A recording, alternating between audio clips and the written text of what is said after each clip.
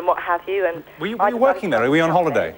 With my bikini on. Sorry, were you working there, or were you on holiday, Julia? Oh, no, we're on holiday. Right, OK, sorry, so go on. So you're in there with no bikini? With your bikini on? Yes. With your bikini on, right, and, as the Europeans do, the Dutch and the Germans, etc., they roam around with nothing on, and we British girls all had our clothes on, of course, so bikinis, etc.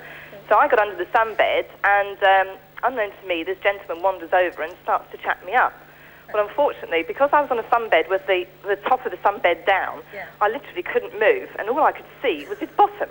So he's trying to chat me up, so to speak. My friends are in giggles in the corner, and needless to say, I was so embarrassed I turned the offer down. But later on in the evening, the girls pointed him out, and in actual fact was as bald as anything. So I was quite relieved in a way. I had actually turned this chap down. Are you saying it was just his bottom that you could see? Literally, yes. Nothing. Why did he have his back to you? Sorry? Why did he... If you could see his bottom, why was he talking with his back to you? I'm not talking about the rear end, I'm talking about... Oh, well, exactly. Well, in my language, bottom means the buttocks, but it was the rest, Sorry. was it? I see. Didn't know quite what I could say on the air. Oh, you can say... This is this morning, you can say anything you like. Oh, all right. Now, you see, there's a little hint of how it turns them on, going on a skiing holiday. Well, we've been up in the phone room and reading some of the calls that have been coming in, and so many people have been phoning up and saying that it's all sex, and that's where they go. You must have missed it. I think I might have done, actually. Right. Is it true that the Europeans are kind of more uninhibited than the English? Certainly, yeah. Is it? I think so, generally. In what way? You mean in terms of what they wear, or in their approach? Not so much in what they wear, but just in conversation, in their approach, in everything, magazines, television. And do they run around quite happily with nothing on in kind of mixed company? Well, I don't know where they'd be running around. I mean, I certainly, in ski resorts, you do see some women in their bikinis. You know, they do take their tops of their jackets off and lie on the balconies of the restaurants, try and get to tan and that sort of thing, but... Degrees below freezing, I would have thought. OK, all right, let's move on to Neil now, calling from Buckinghamshire. Morning, Neil. Good morning. Good morning. Right, OK, this is a holiday tale, is it? Well, yeah, I work in a ski resort in Austria called Sol. Yes. It's in the Tyrol. The resort is predominantly an English-based resort. About 55% of the people who come on holiday to the resort are English. Yeah. And certainly from my experience, both male and female holiday makers are there to go on holiday, have fun, get drunk, and have a bonk, basically. What, with other people? I mean, are you not their part? Please. Well, I mean with not their partners. Yeah, well, it depends whether they come on holiday with their partners or not. I certainly know of experiences where partners have been dumped for ski instructors and or holiday makers or whoever. What is it? Is it the lack of oxygen? I think it's the high from skiing, personally. Really? Yeah. Yeah.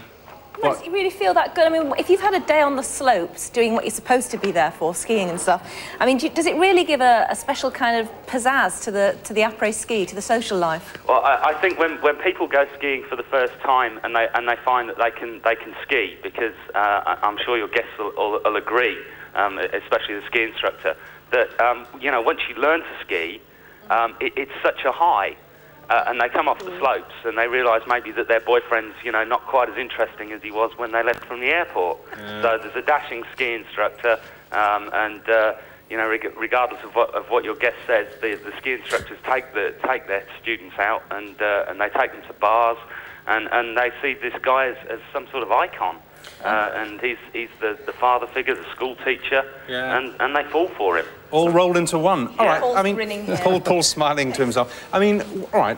We'll take you at your word. You're a gentleman. You don't take advantage of these ladies who fall in love with you. But how do you turn them down when they make an approach to you at the bar afterwards? How do you let them down gently? Well, fortunately or unfortunately, as the young ski instructor, my wife works along with me. So, morning. Very restricted, she's watching. But normally I'm skiing out all day, and really, in the evenings, I like a little time to myself.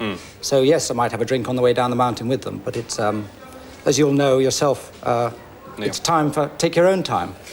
But do people kind of fall at your feet in gratitude, really? Because they do get, because as Neil just said, they're so astonished when they first realise they can actually do it, they can get down a mountain without falling down.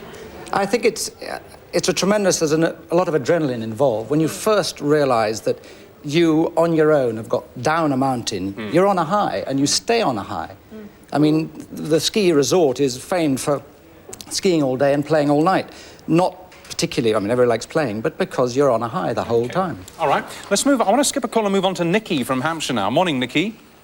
Hello, Nikki from Hampshire. Are you there? Yes, I am. Hello. Right. What do you want to say? Well, I was working in St-Moritz in Switzerland. I worked in the Palace Hotel as a disc jockey.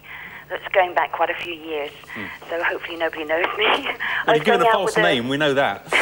This is a false name, right, go on. I was going out with the ski instructor, and it was pretty good fun. I used to finish work at 6 in the morning, and then we would go skiing afterwards and going to the top of Corvelia, where it's really powder snow, and just making love. It's an ambition I wanted to do, making angels in the snow.